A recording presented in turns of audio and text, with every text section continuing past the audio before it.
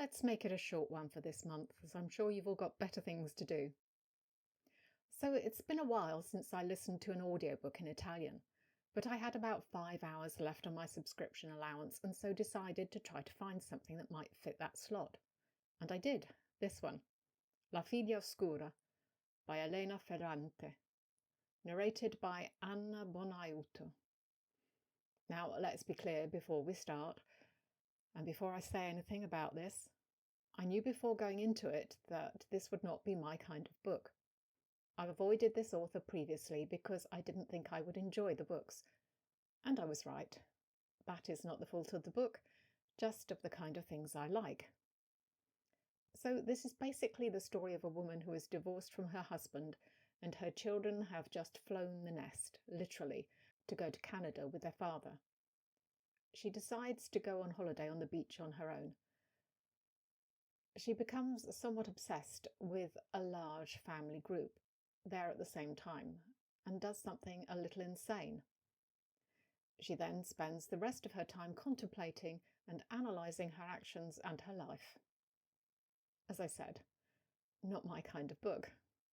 Give me aliens or dragons any day. But what I will say is that I managed to get the gist of the story listening to this at normal speed. I did start slower, but after about one chapter I was used to the narrator and could listen at normal speed. The narrator speaks pretty clearly and not too fast. Obviously there were a lot of little things I missed, mainly though because the vocabulary was not familiar, rather than not understanding the words being said. I did sometimes stop and look them up, but most of the time you have to just let it go by. You can't possibly look up everything with an audiobook, although Italian is one of those languages where you can probably get very close to the spelling if you do. So if this is your kind of book, this might be one that you want to experiment with listening to. Yes, you will need to have a pretty good understanding of Italian, spoken Italian, but if you do, this is definitely one way to push your understanding further. Okay, to finish, here are a couple of phrases from this month's book, the one I read rather than listened to, which you don't know about yet, but it's in Spanish, so here goes. The first one is Me cuesta creerlo. Literally, it costs me to believe it. But that's not how we would say it in English. You need to think around it a little and you'll get it.